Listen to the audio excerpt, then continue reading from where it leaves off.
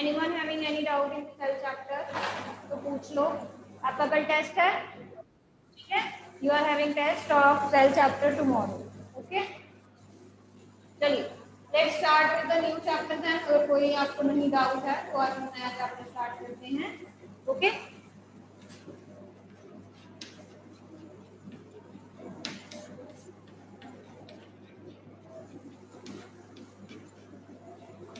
so that is force and pressure. ठीक है, so today we are going to start with the chapter force and pressure. Okay, now tell me कि आप पूरी daily life में या आप रोज, ठीक है, कौन कौन सी आपकी ऐसी डेली एक्टिविटी है जो आप करते हो? What daily activities you think that are related with our chapter? आपने वो एक्टिविटीज बतानी है, ऐसे नहीं बता दें, ठीक है, जो हमारे चैप्टर के साथ रिलेट करती होंगी, फोर्स एंड प्रेशर के साथ। ठीक है, running, Aarish is saying running.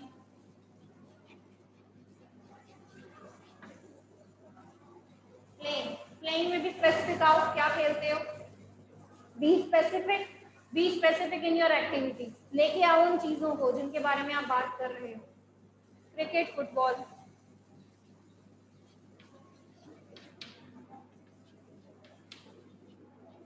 और साइकिलिंग, और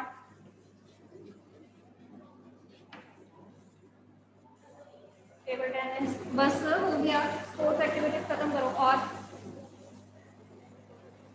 स्पोर्ट्स एक्टिविटीज बंद करो, और बताओ।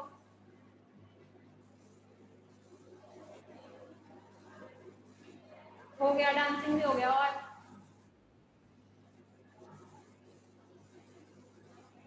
ब्रशिंग, चलिए। और लिफ्टिंग मटेरियल, राइट करन्या। चीजें उठाते हो ना, बुक उठाते हो, कॉपी उठाते हैं, ठीक है, और भी जो आपकी चीजें होती है, बकेट हो गया, बास्केट हो गई, ये सारी चीजें उठाते हैं, पॉट उठाते हैं हम, ठीक है, तो they come under the kicking. Okay, kick. और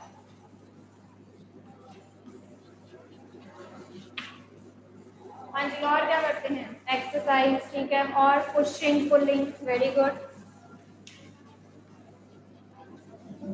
पुशिंग इज धक्का देना, लाइक दिस, ठीक है, पुलिंग इज अपनी तरफ खींचना, लाइक दिस।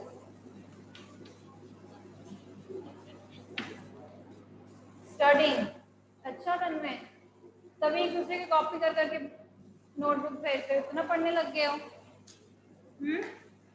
स्टडी तो बिल्कुल नहीं करते हो आप। और कुछ बोलो। ओके, राइटिंग,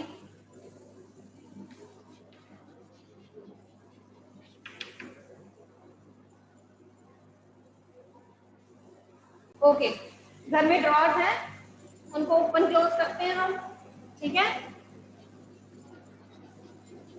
ओपनिंग होगी, क्लोजिंग होगी, डोर्स हैं, ड्रॉर्स हैं, विंडोज हैं आपकी, ठीक है, तो ये सारी चीजें they basically represent a task. It represent a task, ठीक है, कि हम भाग रहे हैं, हम क्रिकेट खेल रहे हैं, ओके, हम फुटबॉल खेल रहे हैं, साइकिलिंग की, कुछ चीजें उठाई, लिफ्टिंग ऑफ अ बॉल, ठीक है, lifting of a book, lifting of a bucket, ठीक है, किक किया, फुटबॉल को किक किया, राइट, किसी और चीजों को किक किया हमने, किसी चीज को पुश किया, किसी चीज को पुल किया, ओके, लिख रहे हैं with pain on the paper, on the walls, opening, doors open किए हैं, विंडोज ओपन किए हैं, ठीक है, ड्रॉर है आपके घर में, तो ये सारी चीजें कुछ ना कुछ मोशन रिप्रेजेंट करती हैं, कुछ ना कुछ टास्क रिप्रेजेंट कर रही हैं, ठीक है। अब इस टास्क के कारण क्या हो रहा है? Okay, through these activities what we are getting actually, जब मैं भाग रही हूँ, सपोज आपने पहली एक्टिविटी कहा है मेरे को रनिंग, जब मैं भाग रही हूँ तो व्हाट इज हैपनिंग, मैं एक पोजीशन से, मैं एक जगह से दूसरी जगह में जा रही हूँ, ठीक है, मैं एक जगह से दूसरी जगह में जा रही हूँ। क्रिकेट, जब मैंने बैट से बॉल को हिट किया, ठीक है, बॉल अभी यहीं पे थी, जब मैंने हिट किया तो वो दूर कहीं चली गई, okay, so that means due to all these motions what is there, ठीक है, इन सारी एक्टिविटीज के कारण उस एक पर्टिकुलर ऑब्जेक्ट की क्या चेंज हो रही है, स्टेट चेंज हो रही है। ठीक है, इन सारी एक्टिविटीज के कारण उस पर्टिकुलर ऑब्जेक्ट की क्या चेंज हो रही है, स्टेट चेंज हो रही है। ठीक है, now what we mean by the state.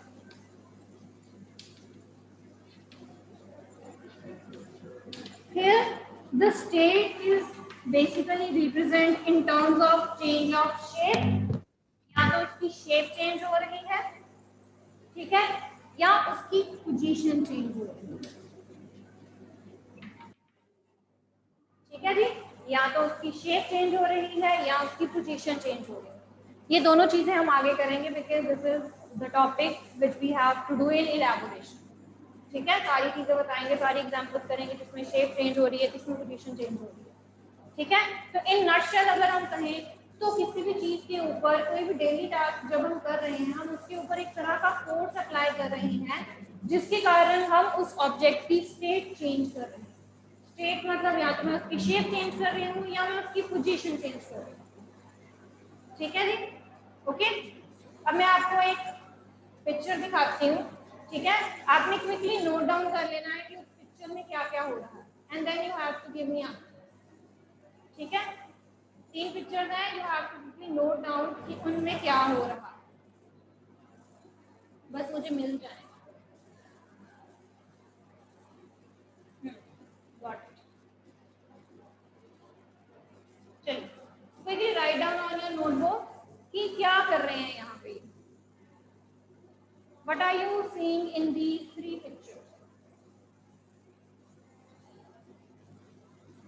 Football hockey नहीं बताना बेटा, एक्शन बताओ पूरा। Complete action that is taking place in the figure.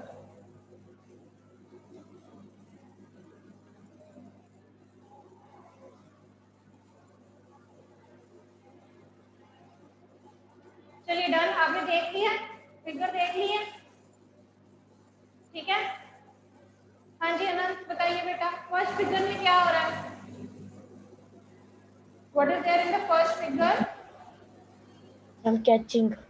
Catching of a Ball. football, ठीक है। A person is catching a football, ठीक है। तो कहीं से दूर से फुटबॉल जो था वो आ रहा था, उसने उसको पकड़ लिया। That means football was in motion, तो जब उसने पकड़ा उसको, वो कौन सी स्टेट में आ गया? रेस्ट में आ गया, ठीक है, वो स्टॉप हो गया। Very good. हाँ जी अकुल बोलिए, second figure. Ma'am yes, ma'am running 28 को। Second figure, second. Ma'am yes running ही होगा। Running hitting. हॉकी स्टिक में दिख रही है आपको? Ma'am yes. हाँ, तो हॉकी स्टिक से क्या कर रहा है वो?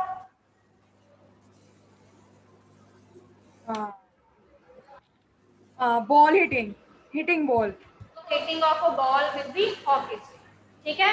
तो आपने देखा होगा जब हॉकी का ये ऐसे मैचेस होते हैं तो वो बॉल को ऐसे ऐसे ऐसे करके लेके जाते हैं ना, ठीक है, मैच स्टिक के साथ, सॉरी मैच स्टिक बोल रही हूँ, ये हॉकी स्टिक के साथ, ठीक है। तो हॉकी स्टिक के साथ कंटिन्यूसली क्या करते हैं, वो हॉकी बॉल की पोजीशन चेंज होती रहती है, ठीक है।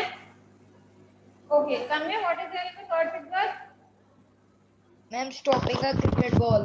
Stopping of a moving ball, ठीक है। तो बॉल जो थी वो बहुत जोर से मोशन में थी, ठीक है, किसी की तरफ आई, उस पर्सन की तरफ I and he is trying to stop it, ठीक है जी, वेरी गुड। तो ये भी जो है, these are also the tasks in which we can say that the force is applying, ठीक है। So now how we are going to define a force? So force is a push or a pull, ऐसे है या ऐसे, ठीक है। Force is a push और अ पुल। अभी मैं दिखाती हूँ आपको पुश या पुल, ठीक है, हम कैसे लेते हैं। विच चेंजेस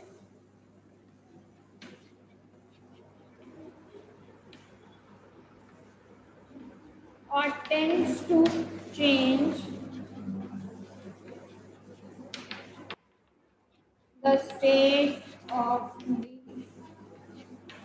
object, ठीक है। तो तो ये क्या करता है, ये उस ऑब्जेक्ट की स्टेट को चेंज करने की कोशिश करता है या पूरा का पूरा कर देता है। ठीक है, अब पुश एंड पुल वर्ड्स आपने नॉर्मली जब आप बाहर भी जाते हो, ठीक है, शॉप्स पे, मार्केट में जाते हो, मॉल्स में जाते हो, तो वहां पे कॉमनली ये लिखा होता है एट द एंट्री पॉइंट, ठीक है, गेट्स पे लिखा होता है ना पुश पुल। ठीक है, तो देखते हैं पहले पुश एंड पुल होते क्या।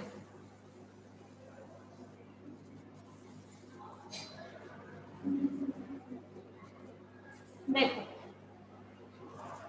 so this is a picture that is showing you the conditions or the situations of push and pull. जैसे कुछ भी ऑब्जेक्ट है, वॉल यू कैन कंसिडर, तो ऐसे उसको धक्का लगाना that is called as push. ठीक है, जब हम चीज को ऐसे पुश कर रहे हैं, धक्का लगा रहे हैं, that we are saying push. जब उसको हम अपनी तरफ खींच रहे हैं, that we said as pull. ठीक है, क्लियर? तो जब आप ऐसे करते हो उस डोर को, राइट, ऐसे जब करते हो दैट इज पुश। तो जब आप वापस आते हो तो ऐसे अपनी तरफ जब उस डोर को करते हो दैट इज पुल। समझ आया? Push and pull. ठीक है, तो जब एंटर करना है तो हम पुश करते हैं, कहीं से जब वापस आना है तो डोर को अपनी तरफ पुल करते हैं। ठीक है, भूलेगा तो नहीं?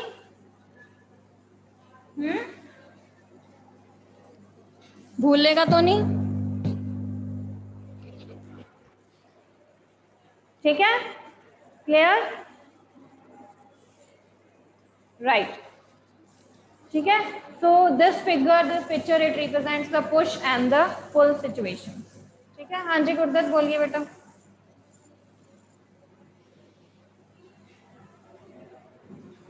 क्लियर? ठीक है, उसके बाद नेक्स्ट करते हैं यूनिट्स ऑफ फोर्स और हाउ फोर्स इज रिप्रेजेंटेड। ठीक है, so next is representation of force and units of force. मास के क्या यूनिट्स होते हैं? What are the units of mass? kg, ग्राम। ठीक है, सिमिलरली जो हमारी फोर्स है उसके भी यूनिट्स हैं, एंड दैट आर न्यूटन, जिसको हम कैपिटल N के साथ रिप्रेजेंट करते हैं। We represent this with the capital N। ठीक है, अब एक न्यू टर्म है जो आपको बतानी है जरूरी, that force is a vector quantity. Vector का मतलब क्या होता है? Such quantities that are represented by magnitude and direction. जो क्वांटिटीज को हम मैग्नीट्यूड के साथ और डायरेक्शन दोनों के साथ रिप्रेजेंट करते हैं, उन चीजों को हम कौन सी क्वांटिटीज कहते हैं? Vector quantity. जैसे कि मैंने किसी के ऊपर फोर्स अप्लाई की, ठीक है, आई have applied force on an object, मैंने उसके ऊपर कितनी फोर्स अप्लाई की और मैंने किस डायरेक्शन में फोर्स अप्लाई की, मुझे ये दोनों चीजें रिप्रेजेंट करनी पड़ेंगी if I have to represent the action of force.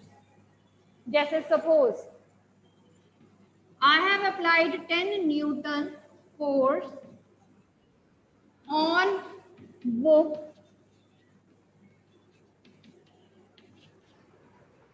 In north direction. ठीक है, तो मैं यहाँ पे क्या शो कर रही हूँ कि मैंने 10 न्यूटन फोर्स अप्लाई की है and that is my magnitude. जब मेरे को पूछा गया था कि मैंने कितनी फोर्स अप्लाई की, ठीक है, किस डायरेक्शन में लगाई, मैंने नॉर्थ डायरेक्शन में लगाई।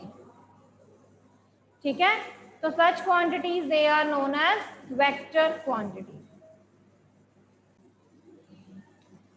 सो वेक्टर मीनिंग, वेक्टर का मतलब क्या है कि ऐसी क्वांटिटीज जिनको हम मैग्नीट्यूड और डायरेक्शन दोनों के साथ रिप्रेजेंट करते हैं। मतलब कि अगर मैंने बताया है कि मैंने किसी चीज के ऊपर फोर्स लगाई है, तो मुझे ये बताना पड़ेगा कि मैंने कितनी फोर्स लगाई है और मैंने किस डायरेक्शन में फोर्स अप्लाई की है। तो ये दोनों चीजें मुझे बतानी पड़ेगी। ठीक है, when I am applying force on any object. Clear? हाँ जी, क्लियर हो गया यहाँ तक? ठीक है, ओके।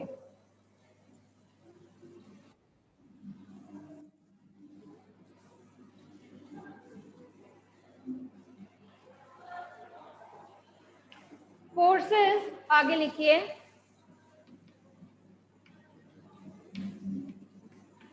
ये विजिबल नहीं होगा ना आपको, green chalk. Okay, forces they can be balanced,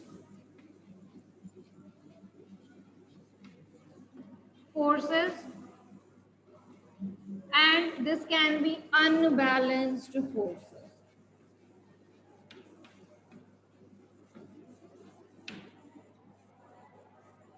ठीक है जी, अब इसका कैसे हम मतलब लेते हैं? हाँ जी हरमन बोलिए बेटा। Good afternoon ma'am. हाँ जी बेटा। Ma'am can you please use white chalk ma'am, because this chalk is also not visible. मैंने तभी वो रिप्लेस किया था ग्रीन, ये भी नहीं पूरा विजिबल नहीं है ये। Ma'am no ma'am, faintly visible है। चलो कोई बात, ग्रीन का तो मुझे पता है आपको नहीं नजर आएगा, कोई बात नहीं, मैं उससे लिख देती हूँ। So force is classified as balanced force and unbalanced force.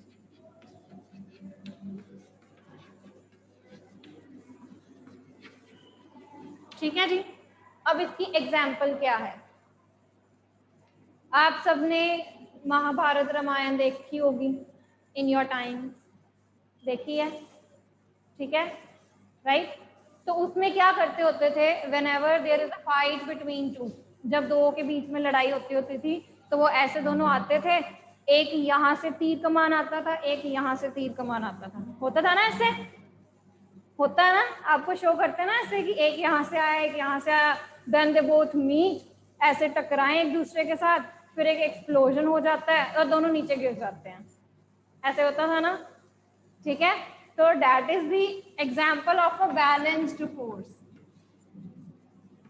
ये बैलेंस्ड फोर्स की एग्जाम्पल है, जहां पर दोनों चीजों में, अब देखो नुकसान तो किसी का नहीं हुआ, ना इधर वाला बंदा जीता ना इधर वाला बंदा जीता, ठीक है, राइट?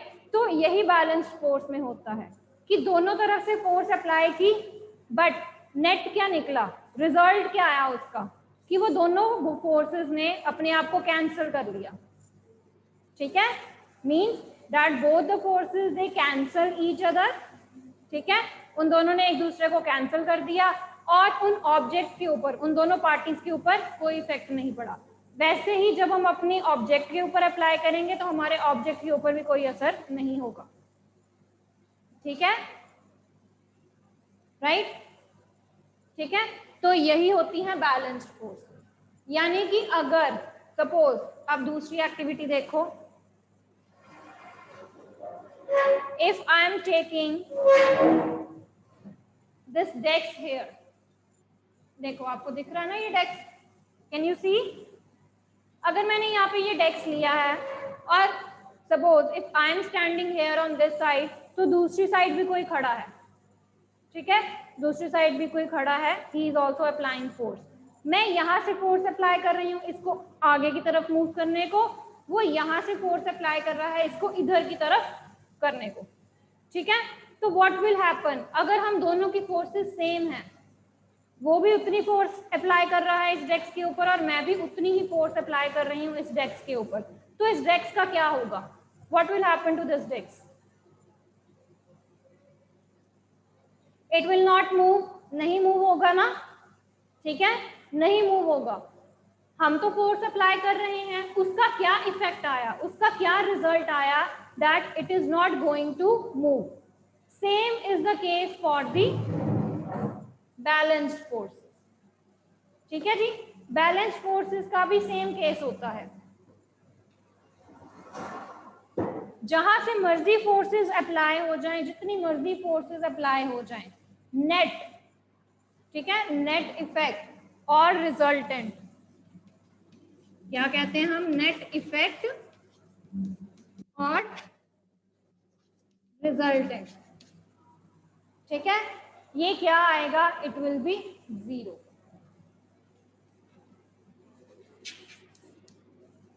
ठीक है, कि उस ऑब्जेक्ट के ऊपर कोई असर नहीं होगा। दैट ऑब्जेक्ट या तो वो मोशन में था, वो मोशन में ही रहेगा, अगर वो रेस्ट में है तो रेस्ट में ही रहेगा, उसके ऊपर कोई असर नहीं होगा। क्लियर? ठीक है। नेट इफेक्ट और रिजल्टेंट का मतलब क्या होता है, जो फाइनल रिजल्ट आएगा, जो फाइनल रिजल्ट आएगा उन फोर्सेस के कारण। जैसे आपने PT1, PT2, PT3, PT4 के पेपर दिए, ये आपने अपनी तरफ से फोर्स लगाई है, आपने अपने एफर्ट्स लगाए हैं। ठीक है, जो फाइनल रिजल्ट बन के आएगा that will be the resultant. ठीक है, कि इन चारों का क्या निकला है, इन चारों के नंबर प्लस करके ऐसे ऐसे करके एवरेज निकाल के क्या मिला आपको। ठीक है, that we called as resultant. ठीक है, अब यहाँ पर मैंने आपको दो फोर्सेस दिखाई हैं, ये रिजल्टेंट फोर्सेस दो से ज्यादा भी हो सकती हैं, पर ये बात ये है कि ये एक दूसरे को बैलेंस जरूर करेंगे। ठीक है, सपोज एक फोर्स ऊपर की तरफ लग गई तो उसको बैलेंस करने के लिए कोई नीचे वाली फोर्स भी होगी। एक फोर्स अगर लेफ्ट को लग रही है, उसको बैलेंस करने के लिए राइट में भी एक फोर्स होगी। ठीक है, एक फोर्स अगर इस डायरेक्शन में लग रही है, इसको बैलेंस करने के लिए इस डायरेक्शन में भी कोई फोर्स होगी। ठीक है, तभी ये एक दूसरे को क्या कर पाएंगे, बैलेंस आउट कर पाएंगे। क्लियर? समझ आया? हाँ जी बेटा, समझ आया? ठीक है, राइट। तो बैलेंस्ड फोर्सेस में हमेशा जितनी मर्जी फोर्सेस हो जाएं, there can be number of forces, but ये फोर्सेस जो हैं they will always act in the direction opposite to each other.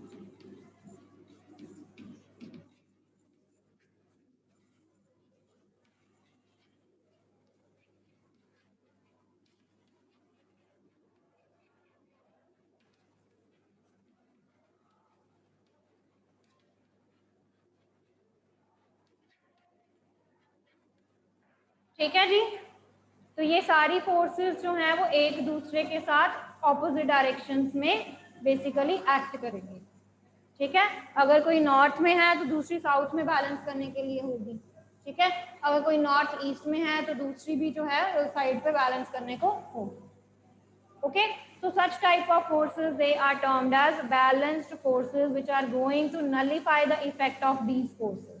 nullify means zero कर देगी, कोई चेंज नहीं लाएगी। ठीक है, अगर पहली चीज जैसे मैंने आपको ये डेस्क की एग्जांपल दी है, डेस्क तो रेस्ट में ही है, हिल नहीं ना रहा, रेस्ट में था, तो जब मैं उसके ऊपर फोर्स अप्लाई कर रही हूँ, साइड से कोई दूसरा पर्सन भी उसके ऊपर फोर्स अप्लाई कर रहा है, तो डेस्क ने अपनी वही स्टेट मेंटेन करके रखी, रेस्ट वाली। ठीक है, डेस्क ने अपनी वही स्टेट रेस्ट वाली मेंटेन करके रखी। ओके, दैट मीन्स कि उस ऑब्जेक्ट की पोजीशन थी, जो स्टेट थी, वो चेंज नहीं हुई when it is under the influence of balanced force. Clear यहाँ तक? ठीक है, अनबैलेंस्ड फोर्सेस हम कल करेंगे। ठीक है, send your notebooks, revise your test. ठीक है,